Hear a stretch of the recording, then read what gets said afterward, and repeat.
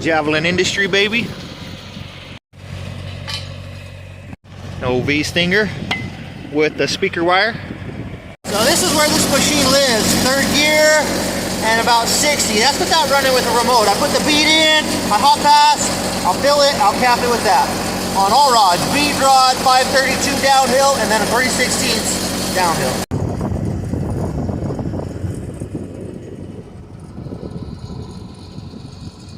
Wire squealy, aka wire wheel. 60-10, 1/8. Always put the bottom down. Leave these up. Don't put these down like that. That's how the pipeliners do it. That's how the rig welders do it. Don't put your stubs first down in the bucket. Rookie move. These are 7P plus 532, aka 4.0 millimeter. Zoom in on that. Here we're using some Lincoln Electric 4 millimeter, also known as 532 diameter. These are 70P plus, aka 70-10 pipeliner. These are 532 70-10 pipeliner rods. Again, put the bottom end in the bucket like that. Don't put your top end down in there, because when it gets wet down in there, you're going to ruin your rod there. And last but not least, we got some 5mm 80-10 pipeliner rods. Again, throw your bottom ends in the bucket like that, and don't put those down there. Why? Because you're going to ruin them if you do. Pipe's been laying in the mud and the dirt, got froze over, so we're going to have to clean them up. Got to make sure we clean this bevel up and shine it, okay? Looks like the landing's really good all the way around it. A little bit fat in a couple spots, but that's all right. So remember, same size gap is the same size landing, and that's your best result. My Matthew Dearman Ultra Clamp, 2-6, baby. Landing's a little bit bigger on some of the spots than the rest of the spot. You notice on this pipe here, no, it's a nice size landing, but it's not really what I shoot for or what I strive for. You know, it's kind of big. It's like a, not quite 1/8, but close to 1/8. And so I usually take the landing down a little bit because it just seems like that's too heavy for me. And I'll show you what I'm talking about.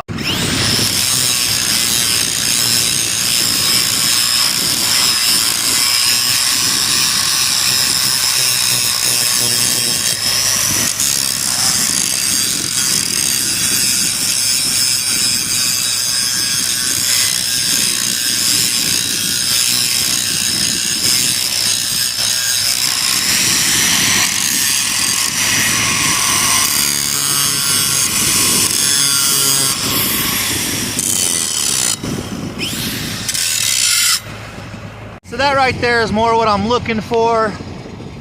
You know, not so big of a landing. That's what you want, you know. So basically, same size landing, same size gap is the formula. So that's what you're going for. That's how you want it to look. Beautifully polished and shined up. And I'll show you the comparison with the 1/8 rod, what my gap is. So you can see here,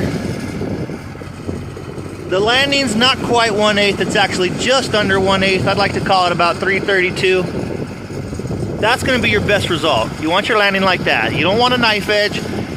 You want about, I don't know, 332 landing and just under that for your gap.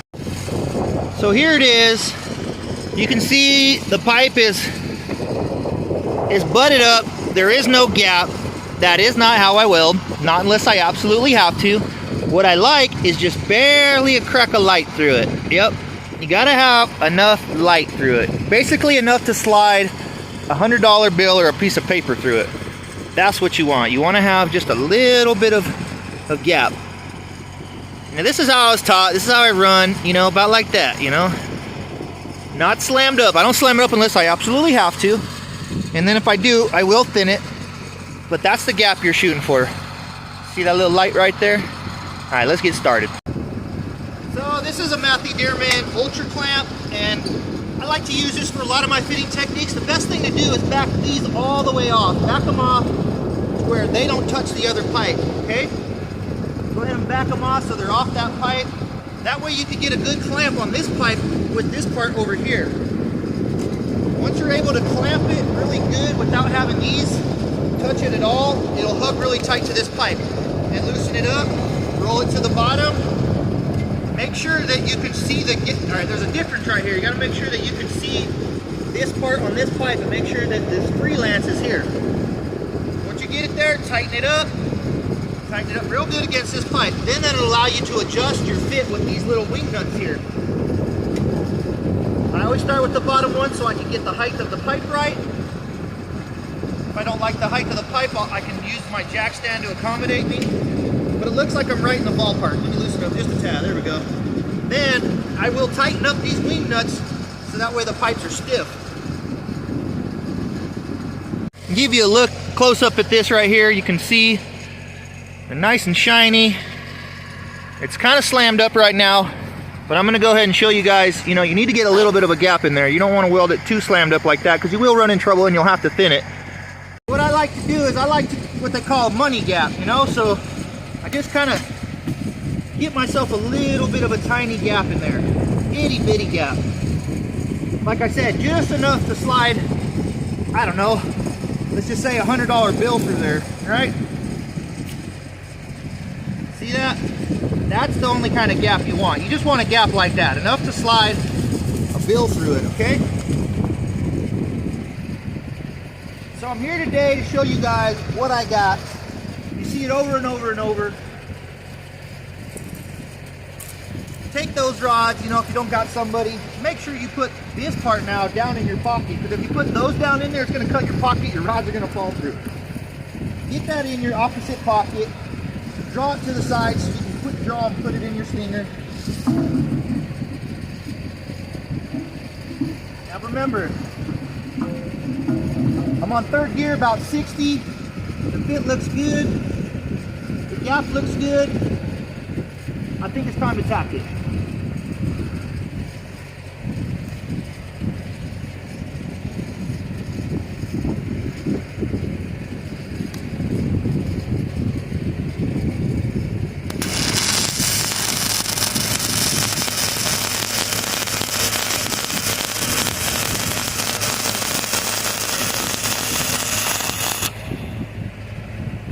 Once you get your tack in it, you're able to take your ultra clamp off. And that's the best result. Take that clamp off now.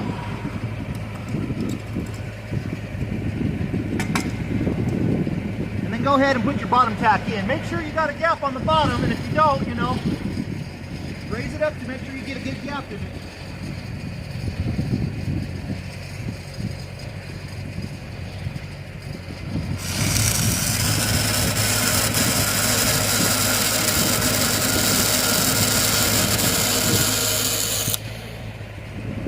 Now, a lot of people ask me like how they don't leave a big hole in it, and I'm going to tell you guys, when you're running your rod and you get to the end of your hole, you need to speed it up and then brake hard, because if you just go kind of slow, it eats it up. So you got to be quick with this movement. If you're not quick with this movement, you're going to leave a big hole. What I'm talking about, you can see it's a really nice tight fit. I put my bead in, look, oh, started really opening up right there because I wasn't fast enough. But when you look down this side, it's tight. It's really tight, right? So actually I would run the other side first. I would run the side that has the gap in it first. When you stare up at the bottom tack, you can kind of see what I mean here. Run that bead and then get real quick out of that so you don't leave too big of a pinhole. I mean, not pinhole, but, and then run real quick out of it. That way you leave not a big hole, but a nice size hole to tie into. Now I need to thin my tacks, that way I can have a good start.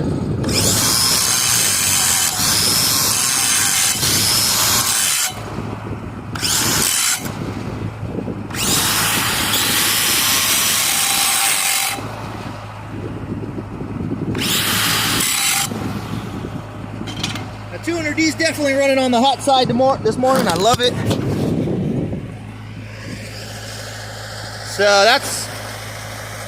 that's how it's going to look once you grind it. Don't grind into it too much, but just knock down that big hump. That's the most important part, is knocking down that big hump.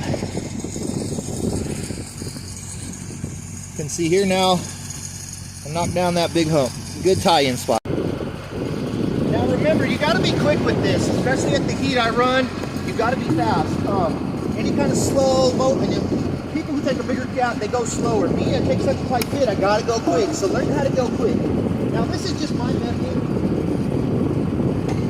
Move that out of my way. It might not work for you, but I always start pretty much at the beginning of my tag, because then I'll come back and I'll grind that hump off again and then I'll take off. So I always start on the opposite side of that tag, kind of burn to that start, and then I end up running it. And then when I tie in right here, I go past about an inch or so just to make sure I got that tied in. All right, let's run this, guys. So because I'm using a fixed land, there's a certain method you need to use, because you're not going to be able to, some people stick their rod and then they drop their hook, but I'm going to teach you a little trick. See that? I'm in my groove. Now I know when I go to strike up, I'm in that groove right there, okay?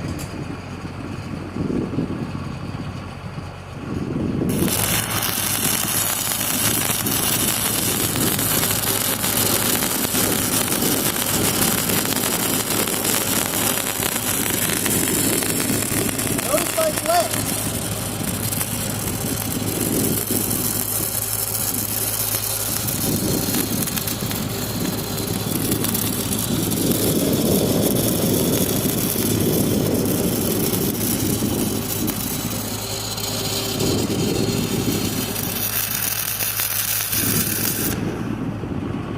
Little tip, guys. I'll show you. So you can see I started at pretty much almost that hole, and then I started running my bead, right? See that? Started running that bead. The bead went in there so slick. I love my 200D. And then right before I got to my tie-in, that hole right there, I slowed down just a little bit, let it build up a little bit, and then I kept going for about an inch, and then I broke arc. Over to the other side, and you can see quite a hole there, guys. But what I need to do is I need to break that hump down, and then notice that there's just enough light through that. There's barely any, but that's perfect for me. That's what I like. Now, remember me saying same size gap, same size fit? Well, that does apply for most things, but for me, I run so hot, I run so fast, I need that tight gap, because otherwise I'm just gonna make a big hole and I'm gonna run into mistakes, and it's gonna take me forever to fill it up. So this is my method. This is how I like it. You don't have to run it like me, but you can take my advice and either pick it up or drop it down. It looks slammed from this way, but you can still see light going through there, right? And then you can see right here where I'm gonna tie in, it's just a hump taken down. Now I don't really need to take anything off of that anymore. I can run straight into that tack and keep going and make sure it's in there. You only got one hump to take down, and that's just that. Don't take it down too much. Take it down just enough to the same height as that bead you put in on the other side. I'll show you guys up close.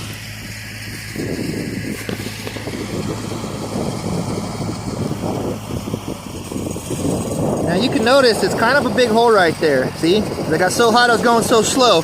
So when I do run this, I'm actually going to need to go kind of fast over this little part. I'm going to have to go a little bit fast over this part right here, and then slow it down just a little bit, and then take off again. You got to save your rod, but usually they're providing you rods, so you don't need to do that. And again, remember my trick, remember my technique, remember my method.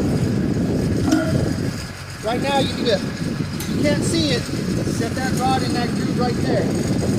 Alright? If you can't see it. But now that the light is shining, that shine right there, I can drop my hood because I'll be able to see that.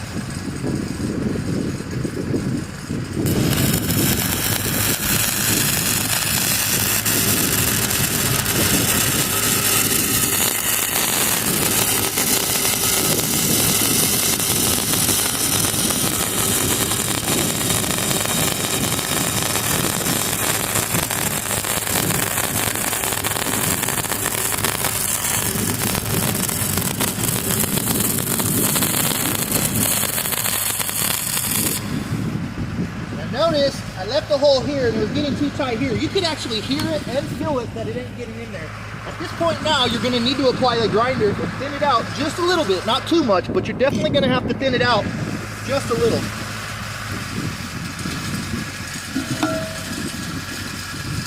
So all I'm doing is just thinning it just a little bit.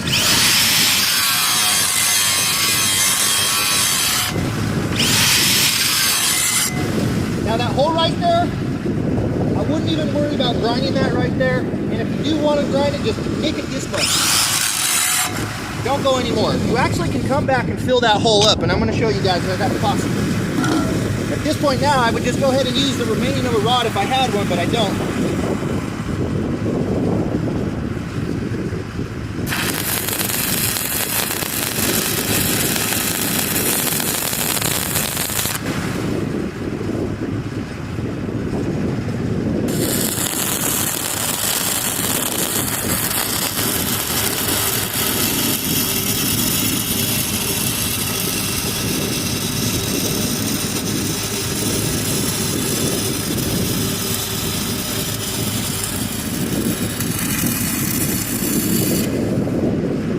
Voila, that is the completion of the bead. I had one little hiccup there, but you don't try to fill that hole. A lot of guys sit there and try to fill that hole, and all that does is just pile metal down into there. So you actually just got to get away from it and keep going. And then if you can't go through it, that's when you know you need to stop. Stop it, thin it, fire back up, and then you can see it goes in there. And I'm going to show you guys what it looks like. All right? Kind of rough up top, but that bead is in there. It's solid. And then as it was going down, and then as I was completing the bottom, that rod went in there good. A little rough there, but I ended up getting that in there. You heard it. And then again, I had to thin it out, so I thinned it just a little bit, and then that bead went in there super good all the way around until I tied in. At this point now, it's time to go ahead and grind the bead down so that way I can hot pass. And the grind for the bead is not a heavy grind. And I'm always talking about you got to leave the wagon trails. I'm going to show you exactly what I mean. Now, a lot of people get intimidated about leaving wagon trails. They don't think they can burn it out. But I'll tell you what, you run hot, you run quick, you can burn it out. Sometimes you got to sit on it just a little bit to stack it up and fill it up, and that's going to help you burn all that trash out. All right, let me go ahead and grind this bead for you guys, and then I'm going to go ahead and hot pass it, fill it, and cap it for you and show you what I got.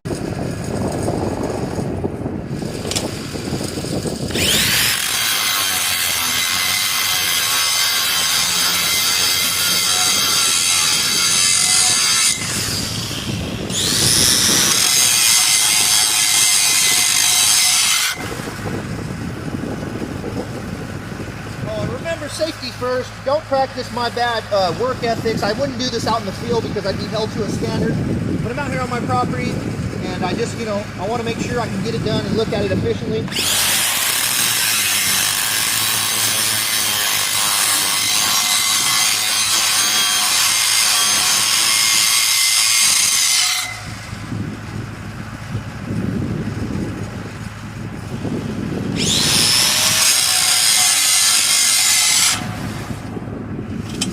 Okay, so on the top, it was kind of a clean grind because we had so much piled up, but you see the little wagon trails there? That's what we call the wagon trail.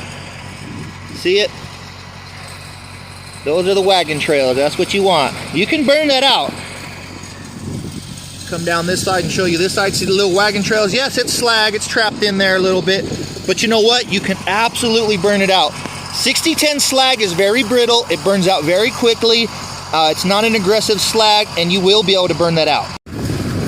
At this point now, I'll ditch the 6010. I'm going to pick up my 7010 pipeliner rods. Now, most of the time, you're supposed to use 6010, 7010, and then all the way out 7010. But today, I'm using the 6010, the 7010, and then the 8010 just to show you what it's like. Now, I don't change my heat. Nope, I don't change my heat. I leave my heat the same. And I'm going to go ahead and get into this and kind of show you guys how it'll look like. Now, you can either hot pass it quick or you can hot pass it slow. The quicker you hot pass it, you might have to come back and fill it. But if you take your time sometimes, you can fill it all up. Some guys like to turn it down, but me, I don't. Now, again, you see me bend my rod. That's for comfortability. I like to be comfortable like that. If you want to run your stinger like that with the rod straight out, there's nothing wrong with that. This is just the style of mine.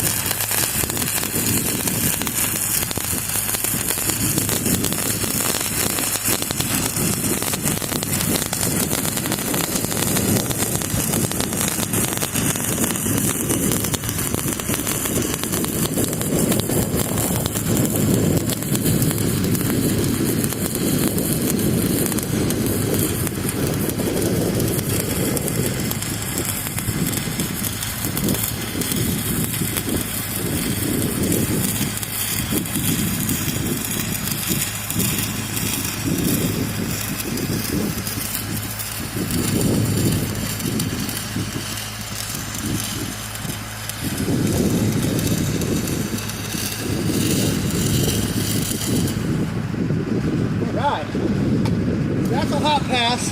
It's not really flushed out. You can kind of tell.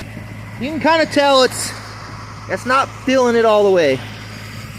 You know, right here, it's kind of shallow, but it started getting really full across the bottom here. But you still want to flush it out all the way. The only grind you need to do is that now, and it's just like any start. You grind that start. To grind it real quick. Oh, another thing too is try to start way over here. Don't try to start right here. Try to start down here. Remember, just a slight grind. Now we'll go ahead and tackle this side. I'm going to speed it up a little bit and show you how we kind of do it on the pipeline. You know, on the pipeline, it's called a cleaning station, not a filling station. There's one purpose right here, and that's to clean that bead and lay some metal down so that way you get good penetration to soak that bead in there.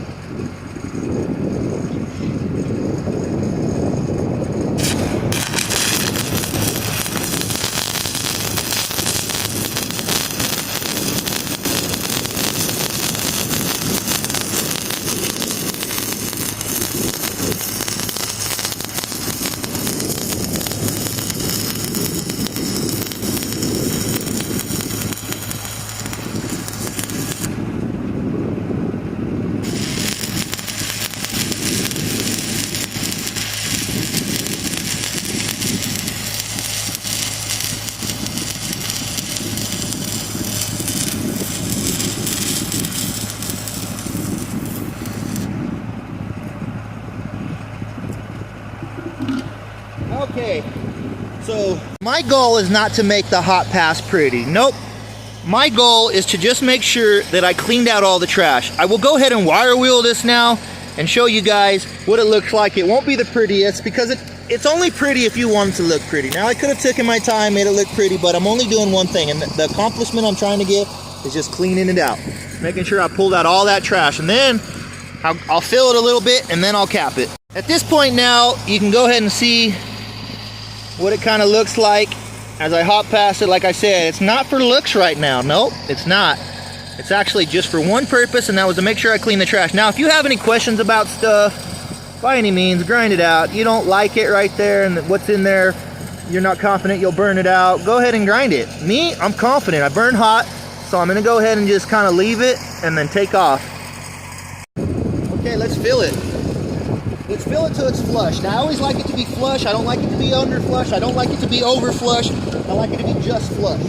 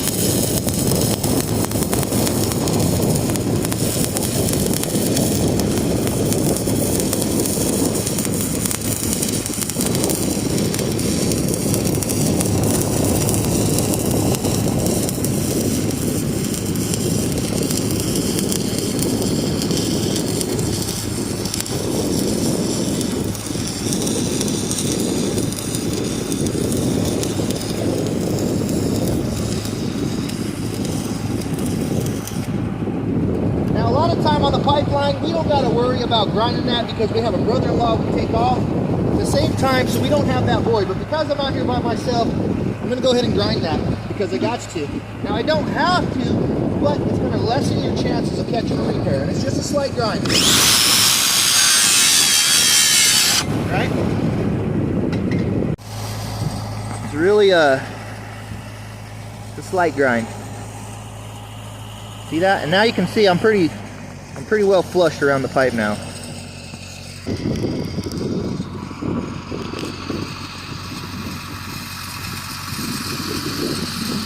A little bit of slag right there, I'm actually not even worried about it. I'll burn that out. Now I'm going to go ahead and flush this side out.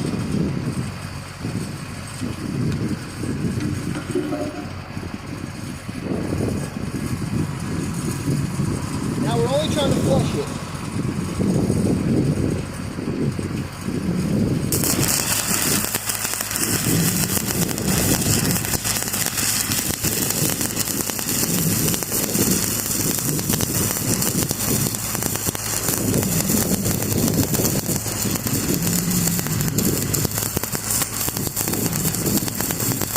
All right, here we are. Now we're flushed out. Still in third gear on 60 with 532 7010s. Not the most beautifulest, but right, we're flushed out. Now we're ready to cap it. Now I'll actually jump up rod sizes. Sometimes I'll take down that hump right there just a little bit so I don't get a big overflow on the top. But right now we're all flushed out. We're ready to cap. All right, now I'm going to use some 8010 pipeliner rods. It's not going to take me this many to cap it. I'm going to say maybe 4 rods. So I'm going to put 4 rods in my pocket. It probably won't even take that much, but I'm still going to put those in my pocket. I'll show you. I'm not changing my heat. I'm not changing my heat at all. I put the bead in, hung past it, and then I flushed it out all on that same number. All right. Hopefully I can make it look good. I don't even know. Let's try though.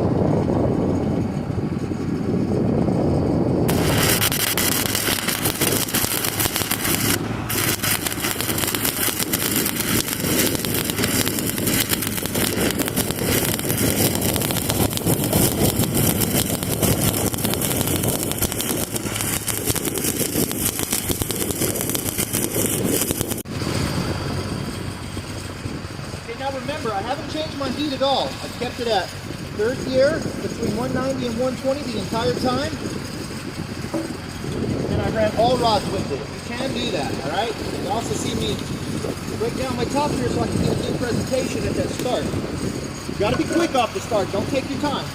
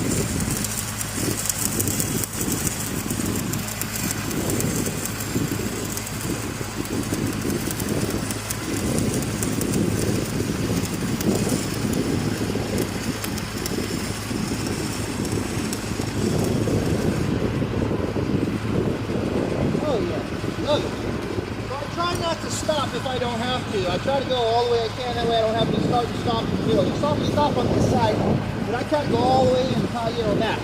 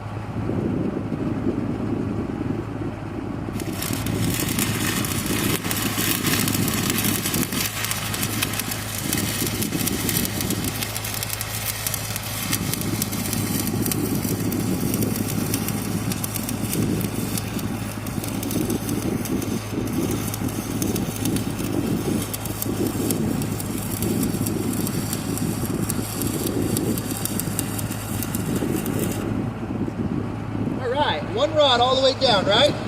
Love it. Now it's a little built up on the top right here. I will grind it just a little bit. That way I can get the perfect presentation at a start that I like. And a little bit of word of advice here. When you're running your bead, when you're running your bead here, or when you're running the cap here, don't try to stop directly on the bottom. Try to go as far over as you can before you start climbing uphill, all right? Looks like a hole, but that's just slag. Don't stop right on the bottom. Alright, so that's what it looks like when I grind. Now I only buff just a little bit there. I don't even worry about buffing that off and looking at it. Usually that's the helper's job, but on the bottom as well too, I'll buff it off. And remember, I'm not directly on the bottom. I kind of started to climb uphill just a little bit, and that's what you want. You want to get to the uphill part. Now at this point, you're definitely going to want to stop straight on the bottom if you can. Alright?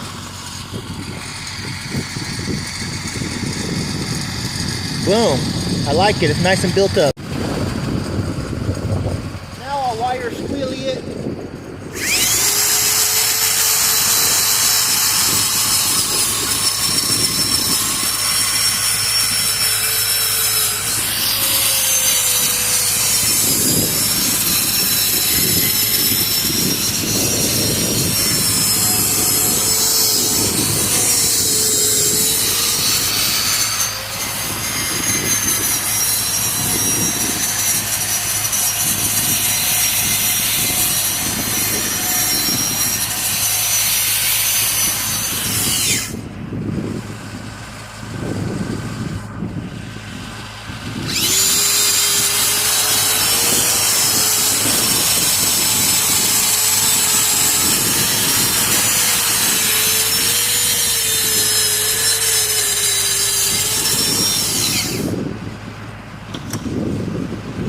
I call myself the weld professor, and I'm gonna tell you guys one day why I got that name, weld professor.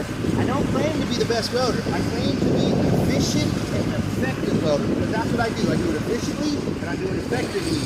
In the middle of the mouth, but I carry a good pace. All right, my settings never change. Time to shut her down. All right, let's go look at this weld now. Okay.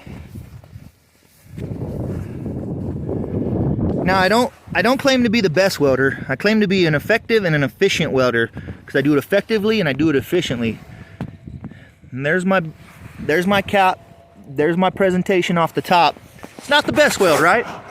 No, not at all. But it's a better weld than most welds. You know, and that's with a 5mm 332. See how I got the bottom button nice and stacked up.